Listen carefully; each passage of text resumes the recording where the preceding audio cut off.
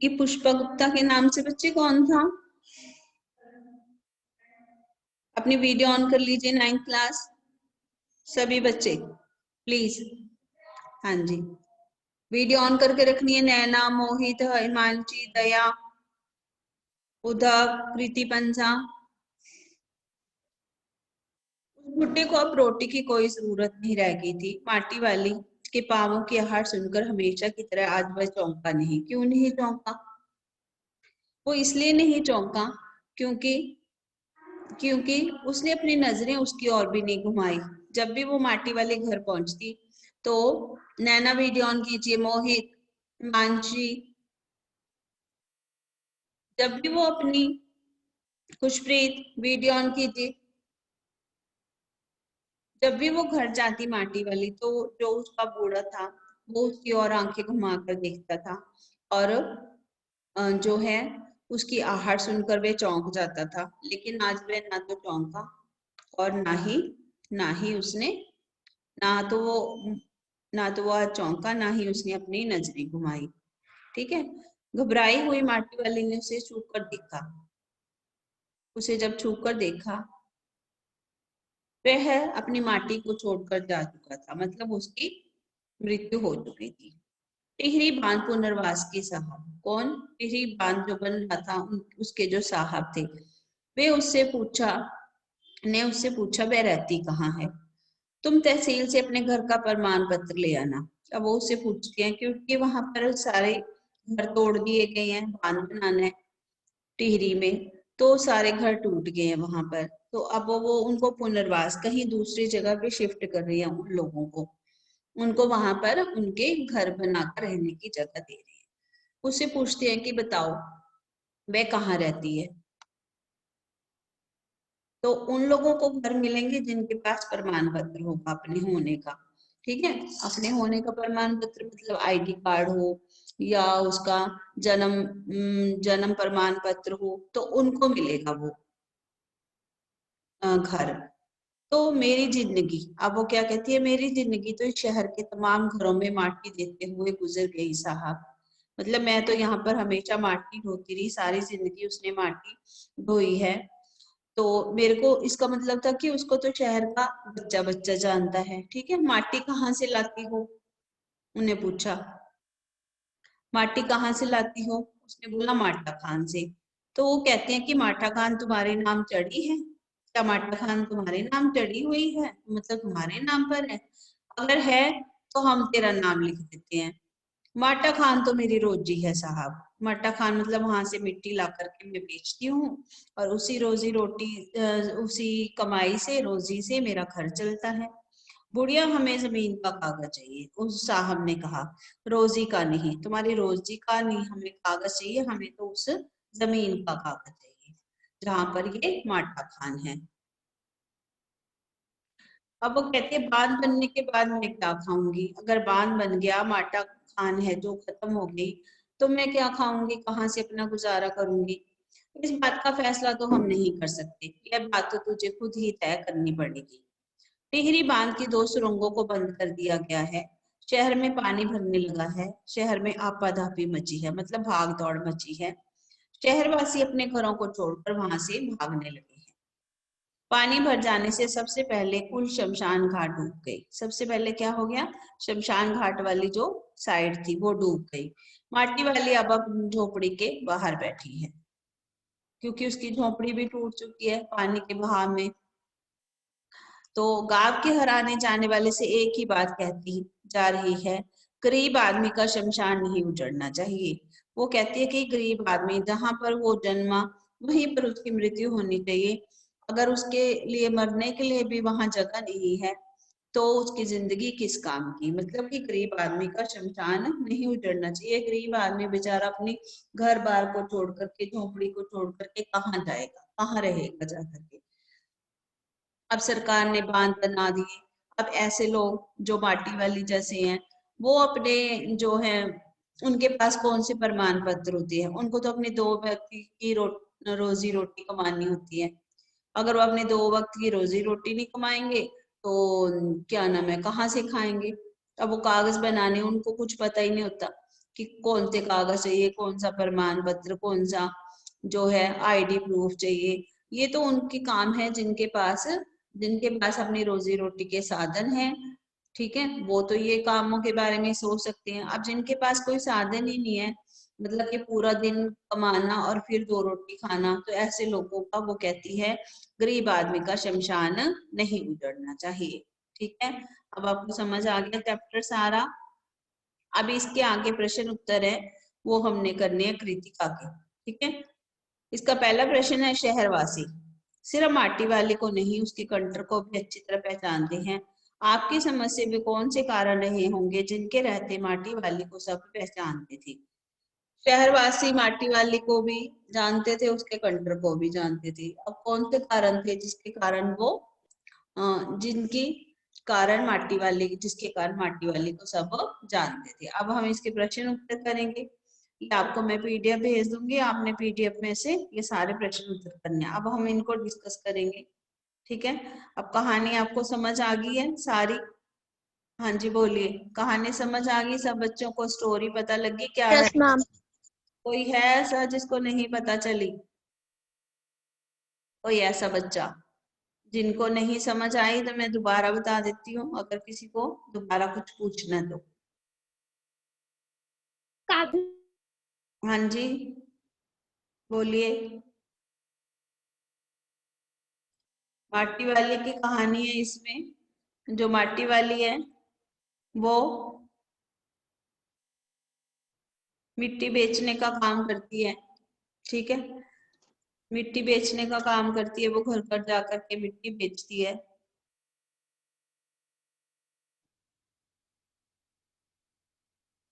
और मोहल्ले में हर घर के लोग बच्चे सब उसे पहचानते हैं। ठीक है, टिहरी के घरों में तो चूल्हा तक जलना मुश्किल हो जाता है जब तक कि वो अपने चूल्हे को जो है लीप पोत नहीं लेते, उसकी लिपाई नहीं कर लेते। उसके बाद है कि वो जहां भी जाती है उसको 2 रोटियां मिल जाती है खाने के लिए। वो अपने लिए और अपने बुड्ढे के लिए रोटियां जमा करती है, चाय पीती है लोगों के घर जा करके, जो कोई उसको कुछ दे देता है उसी के उसी से अपना गुजारा करती है। ठीक है, फिर माटी वाली के पास अपने अच्छे या बुरे भाग्य के बारे में सोचने का समय नहीं है। जो कुछ उसको मिल जाता है उसको अपने कपड़े में बांध करके अपने बुड्ढे के लिए ले जाती है। ठीक है, बुड्ढा है जो लाचार है, असहाय है, वो वो जो ले आती है उसी में दोनों गुजारा कर लेते हैं अभी। ठीक है, फिर उसके बाद क्या होता है कि एक घर में वो पीतल के बर्तन देखती है। ठीक है, अब तो स्टील के बर्तन है, पहले पीतल के बर्तन होते थे। पीतल के बर्तन है जो अब आजकल लोग पसंद नहीं करते पीतल के बर्तनों को। लोग स्टील के जो बर्तन है उसी स्टील के जो बर्तन है उन्हीं को जो है आजकल अपनी किचन में रखते हैं। जो पीतल के बर्तन है कहते हैं ये हमारे लिए धरोहर है, निशानी है हमारे लिए, हमारे बुजुर्गों की। ठीक है, तो ये सारी चीजें क्या है, हमारे बुजुर्गों की निशानियां हैं जिन्हें हमें संभाल कर रखना चाहिए।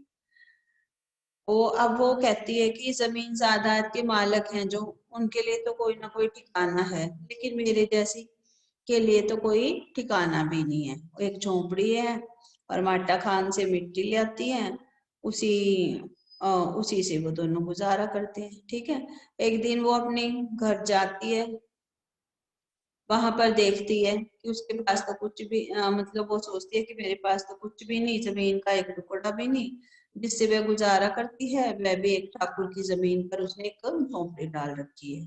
ठीक है, उसके बदले में भी उसे उस आदमी के कुछ काम करने पड़ते हैं फ्री में। फिर एक दिन अगले दिन वह सोचती है आज बुड्ढे को अपने कोरी मतलब खाली रोटी नहीं देगी, उसके साथ उसको सब्जी भी देगी। लेकिन जब वो घर पहुंचती है तो क्या होता है, बुड्ढा जो है उसे देखकर ना चौंकता है ना उसकी तरफ देखता है क्योंकि वो मर चुका है। अब पुनर्वास के साहब जब टिहरी पर बांध बना तो वहां आसपास के घर तोड़ दिए गए। ठीक है, और लोगों को जो है किसी दूसरी जगह रहने की जगह दी जाती है। जगह उसको दी जाती है जिसके पास प्रमाण पत्र हो, सर्टिफिकेट हो, आईडी कार्ड हो। लेकिन उस माटी वाले के पास तो अपने गुजारे के अलावा कुछ है ही नहीं है। ठीक है, तो माटा खान से वो माटी लाती है और उसके पास ना उसका कोई कागज है। ठीक है, तो वो कहती है वो तो मेरी रोजी है। तो वो कहते कि रोजी का नहीं, हमें तो तुम्हारे जो है जन्म का प्रमाण पत्र चाहिए, तुम्हारी रोजी का प्रमाण पत्र नहीं चाहिए। रोजी मतलब रोजी रोटी, कमाई का साधन। अब शहर में पानी भर के आपाधापी मच गई, सब लोग भागने लगे इधर उधर, अपना सामान शिफ्ट करने लगे। पानी में शहर के शमशान घाट भी डूब गए। माटी वाली बाहर बैठी है झोपड़ी के, और आने जाने वाले से कहती है गरीब आदमी का शमशान नहीं उजड़ना चाहिए, मतलब किसी गरीब आदमी का घर नहीं टूटना चाहिए, क्योंकि उसके पास तो कोई साधन ही नहीं है, कहाँ जाएगा, वो क्या करेगा, ना उसको कोई सरकार की तरफ से कोई जो है सहायता मिल पाती है। इसलिए वो बैठ करके ये बोलती है कि किसी भी, आप अपने देखो घर में बड़े बुजुर्ग होते हैं, अगर वो गांव में बैठे हैं तो गांव छोड़कर नहीं आना चाहते। शहर में चाहे जितनी मर्जी सहूलत है, तो वो कहते हैं कि हम जहां पर हमारा जन्म हुआ है वहीं पर हमारी मृत्यु भी हो जाए। ठीक है, कि हम जन्मे हैं यहाँ और यहीं मरेंगे। और वो कहते हैं कि हम अपना घर छोड़ करके नहीं आएंगे। तो किसी व्यक्ति का, किसी भी आदमी का शमशान नहीं उजड़ना चाहिए, मतलब किसी को भी अपना घर छोड़ना ना पड़े। ठीक है, तो ये है कहानी माटी वाली की। जिसको नहीं समझ आई थी, नहीं क्लास में थे, अब उनको भी पता चल गया। अब हम दूसरा करते हैं, इसके प्रश्न उत्तर हैं जो, ठीक है, वो करते हैं। प्रश्न उत्तर के लिए आपको हम ये खोलते हैं, शेयर स्क्रीन करेंगे इसका, न्यू शेयर। हाँ जी,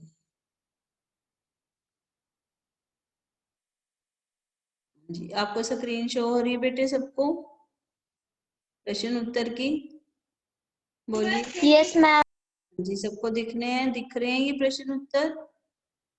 बोलिए सभी बच्चों को। दया, हिमांशी, यस मैम। काजल, सबको। चलिए अब प्रश्न उत्तर करते हैं इसके। चैप्टर समझ आ गया सबको? Yes ma'am. हाँ जी, अभी प्रश्न उत्तर करते हैं। पहला प्रश्न इसका, काजल पहला प्रश्न पढ़ो।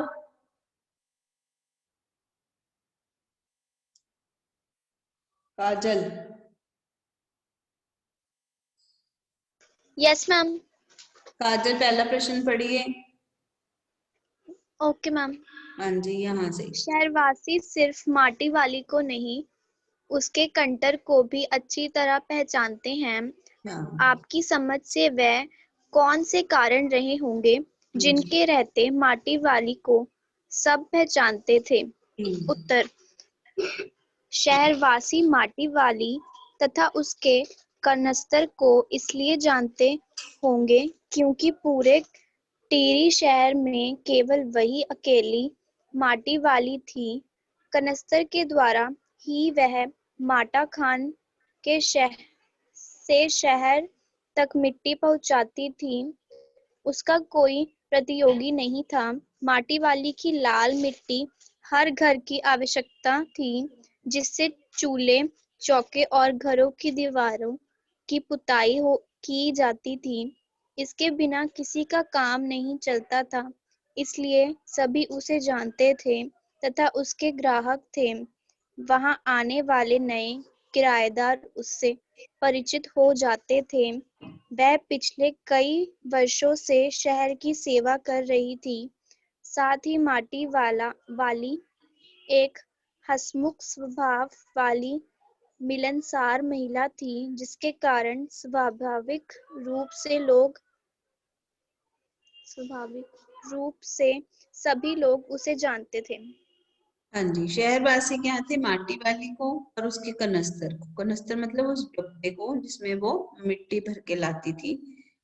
सभी शहरवासी माटी वाली को और उसके कनस्तर को इसलिए जानते थे क्योंकि पूरे टिहरी शहर में केवल वही अकेली माटी वाली थी, सिर्फ वही माटी पहुंचाती थी लोगों के घर में, पूरे शहर में।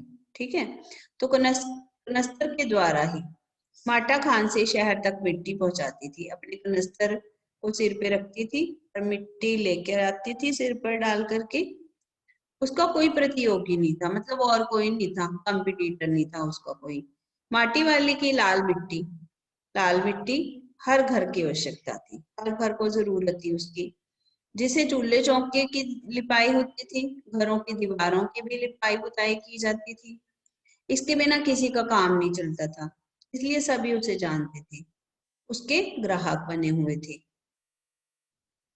वहां आने वाले जो किराएदार थे वो भी उससे परिचित थे, ठीक है, शहर के लोग। मैं पिछले कई वर्षों से शहर की सेवा कर रही थी। साथ ही माटी वाली एक हंसमुख स्वभाव वाली मिलनसार महिला थी, ठीक है, हंसमुख स्वभाव था उसका, मिलनसार थी। इस कारण स्वाभाविक रूप से सभी लोग उसे जानते थे, क्योंकि मिट्टी बेचने का काम और तो नहीं करता था कोई, मिट्टी बेचने का काम सिर्फ माटी वाली करती थी। तो माटी वाली टिहरी शहर में और कोई था नहीं मिट्टी बेचने वाला, माटी वाली ही थी जो जो लोगों की जरूरत को पूरा करती थी। क्योंकि उसके बिना जब तक चूल्हे की लिपाई पुताई नहीं हो जाती थी पहले, तो तब तक खाना नहीं बनता था। इसलिए सभी जानते थे, सभी उससे मिट्टी मंगवाते थे। और वह कई सालों से जो है कई सालों से उसकी सेवा करी थी लोगों की। तो इसलिए उसके स्वभाव भी हंसमुख था, इसके कारण सभी लोग उसे पहचानते थे। ठीक है, आ गया समझ सबको? हाँ जी, समझ आया कि मिट्टी वाली यस मैम। क्यों क्या करती थी? बताना जरा हिमान, ये दया, क्या करती थी मिट्टी वाली, माटी वाली? मैम वो मैम वो मिट्टी बेचती थी। हम्म।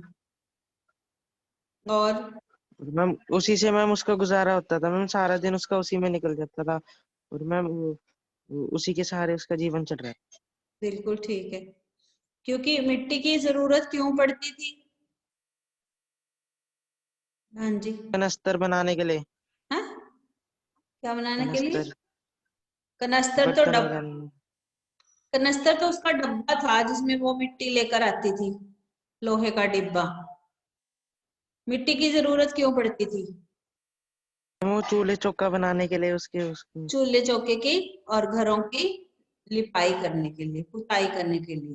ठीक है, लिपाई पुताई का मतलब समझते हो? जैसे हम घर की दीवारों पर सफेदी करते हैं, ठीक है, उसमें जो टूट फूट होती है उसको ठीक करते हैं, ऐसे ही चूल्हा होता है लकड़ी का, मिट्टी का, उसकी पुताई की जाती है। उसको कहा जाता है चूल्हे चौके, और घरों की जो है लिपाई पुताई की जाती थी। ठीक है, और सभी उसको इसलिए जानते थे क्योंकि वह सभी के घर की जरूरतों को पूरा करते थे।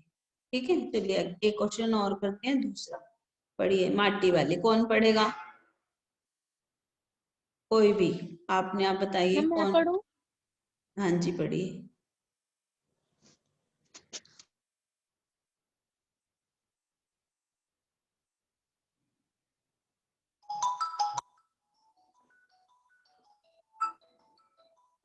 हाँ। माटी वाली अपनी आर्थिक और पारिवारिक उलझनों में उलझी। निम्न स्तर का जीवन जीने वाली अकेली महिला थी। अपना तथा बूढ़े का पेट पालना ही उसके सामने सबसे बड़ी समस्या थी। सुबह उठकर माटा खाना जाना और दिन भर उस मिट्टी को बेचना, इसी इसी में उसका सारा समय बीत जाता था। इस काम के बदले में मिले पैसे ही उसकी कमाई का एकमात्र साधन था। अपनी इसी दिनचर्या को वह नियम क्या लिखा है मैम? नियति। नियति नियति मानकर जीवन बिता रही थी। ऐसे में माटी वाली के पास अच्छे या बुरे भाग्य के बारे में सोचने का समय ही नहीं था। हाँ, दोबारा पढ़ो नैन, प्रश्न पढ़ो पहले। माटी वाली के पास अपने अच्छे या बुरे भाग्य के बारे में ज्यादा सोचने का समय क्यों नहीं था? पढ़िए। उत्तर, माटी वाली अपनी आर्थिक और पारिवारिक उलझनों में उलझी निम्न स्तर का जीवन जीने वाली अकेली महिला थी। अपना तथा बूढ़े का पेट पालना ही उसके सामने सबसे बड़ी समस्या थी। सुबह उठकर माटा खाना जाना और दिन भर उस मिट्टी को बेचना, इसी में उसका सारा समय बीत जाता था। इस काम के बदले में मिले पैसे ही उसकी कमाई का एकमात्र साधन था। अपनी इसी दिनचर्या को वह नियति मानकर जीवन बिता रही थी। ऐसे में माटी वाली के पास अच्छे और बुरे भाग्य के बारे में सोचने का समय ही नहीं था। माटी वाले के पास अपने भाग्य के बारे में सोचने का समय नहीं था, ना उसके पास कोई प्लानिंग थी। ठीक है, ना उसने कुछ फ्यूचर में सोच रखा था कि मैंने ये करना है वो करना है। ठीक है, जैसे हम कितने प्लान करते हैं, क्योंकि हमारे पास सहूलतें हैं, साधन है, पैसा है। ठीक है, तो हम तो सोचते हैं कि ये करना है, कल वो करना है। कल आप अपनी प्लानिंग करते हो, मैंने ये पढ़ना है, मैंने ये बनना है। फिर आप सोचते हो कि घर के जो आपके पेरेंट्स है वो कितनी प्लानिंग करते हैं, ये बनाना है, वो लेके आना है, ये लेके आना है। ठीक है, फेस्टिवल है उसको मनाना है। लेकिन जो गरीब लोग हैं, मतलब माटी वाली जैसे लोग हैं, उन लोगों के लिए तो सिर्फ अपने खाना जुटाने का जो है यही बहुत बड़ा काम है। और वो तो एक बहुत नीचा, बहुत निम्न स्तर का जीवन जीने वाली अकेली महिला थी। ठीक है, अपनी आर्थिक, अपनी रोटी कमाने में और परिवार की देखभाल, उसका बुढ़ा लाचार था, उसको कौन देखता। तो अपनी रोजी रोटी कमाने में ही उलझी हुई थी वो तो। उसका जीवन स्तर था वो बहुत ही निम्न स्तर का था। अपना और बुढ़े का पेट पालना ही उसकी सबसे बड़ी समस्या थी। उसका तो यही था कि बुढ़े का पेट कैसे पाले, अपने 2 वक्त की रोटी कैसे कमाए, और किसी की चीज, घर बार के बारे में, नया घर बनाना है, शिफ्ट होना है, यहाँ बांध बनाया गया है और कहाँ जाएगी वो, ये सब सोचने का तो उसके पास समय ही नहीं था। उसको तो सिर्फ 2 वक्त की रोटी जुटानी थी। सुबह उठकर वो माटा खान जाती थी, दिन भर मिट्टी बेचती थी, और सारा समय, जैसे कि अभी उसने बताया, ये इस बच्चे ने अभी बताया था ना कि दया ने, कि उसके पास तो समय ही नहीं था, सारा दिन वो मिट्टी बेचती थी। ठीक है ना, उस और मिट्टी बेचने के काम से उसको जो पैसे मिल जाते थे उसी से अपना गुजारा करती थी। यही उसका एक साधन था, मिट्टी बेचना। और ये उसकी दिनचर्या थी। दिनचर्या मतलब ये उसका रोज का काम था। ठीक है, और इसी को नीति मानकर वो अपना जीवन बिता रही थी। भी उसकी किस्मत में तो इतना ही लिखा है, इससे ज्यादा उसकी किस्मत में है। तो ऐसे में माटी वाले के पास अपने अच्छे या बुरे भाग्य के बारे में सोचने का तो समय ही नहीं था। वो कैसे अपने लिए नया घर, नए नए जो है सामान के बारे में सोच रही। उसके पास तो नया घर, नया सामान कुछ था ही नहीं जिसके बारे में वो बात करती।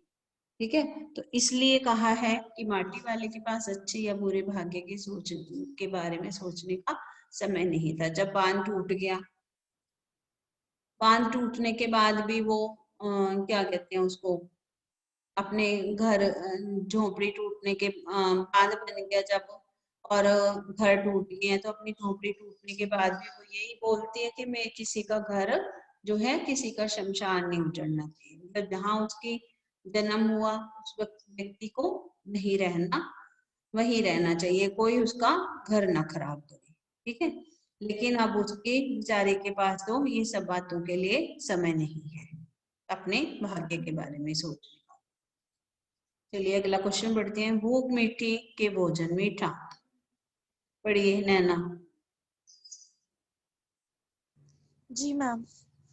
प्रश्न 3, भूख मीठी की भोजन मीठा से क्या अभिप्राय है? उत्तर, भूख और भोजन का आपस में गहरा संबंध है। स्वाद भोजन में नहीं, बल्कि मनुष्य को लगने वाली भूख में होता है। भूख लगने पर रूखा सूखा भोजन भी स्वादिष्ट लगता है। भूख न होने पर स्वादिष्ट भोजन भी बेस्वाद लगता है। हाँ जी, मैंने आपको एक एग्जांपल दी थी। जब आप स्कूल से घर जाते हो, मम्मी बाई चांस किसी काम से गई है, ठीक है, घर में खाना नहीं बना, तो आप सोचती हो कि, और कोई खाने के लिए जो है वो बनाकर भी नहीं गई है, तो घर में खाना है नहीं, तो आपको जो हाथ लगे आप वही खा लेते हो। उस समय आपको चाहे कद्दू की सब्जी हो, घिया की सब्जी हो, जो भी मिल जाए आप फटाफट उसी से रोटी खा लोगे, ठीक है। तो जो हाथ में पड़ा है, बिस्किट है, कुछ भी पड़ा है, आप वही उठा के खा लेते हो। अगर बाय चांस आपके पास 10 तरह की सब्जियां होंगी, तो आप उसमें से चूज करके खाओगे कि मैं क्या खाऊं, है ना। ये चूज करोगे, आप चॉइस करने लग जाओगे। लेकिन जब कुछ नहीं होता तो जो हमें मिलता है हम उसी से जो है उसी को वही चीज हमें स्वाद लगने लग जाती है। तो भूख और भोजन में गहरा संबंध है। स्वाद भोजन में नहीं बल्कि भूख में होता है। अगर भूख लगी है तो हमें सादा भोजन भी है बहुत स्वादिष्ट लगेगा। अगर भूख नहीं है तो हम 10 नखरे करेंगे, ये मुझे पसंद नहीं, इसको मैं लाइक नहीं करती, मेरे को केक पसंद नहीं है, मेरे को ये समोसे पसंद है, नमकीन पसंद है, मैं मीठा नहीं पसंद करती, ये करते हैं। लेकिन जब हमें भूख लगी होती है तो हमें रूखा सूखा भोजन भी क्या लगता है, स्वादिष्ट लगता है। भूख ना होने पर स्वादिष्ट भोजन भी हमें क्या लगता है, बेस्वाद लगता है। ठीक है, समझ आई अब आपको। चलिए बाकी को क्वेश्चन हम कल करेंगे, इसका मैं आपको पीडीएफ भेज दूंगी। तो सारे बच्चों ने वो क्वेश्चन आंसर कॉपी में करने हैं। कठिन शब्द, शब्द अर्थ जो मैंने बताए हैं, कठिन शब्द, शब्द अर्थ, ये सब आपने कॉपी में करने हैं। और 3 प्रश्न।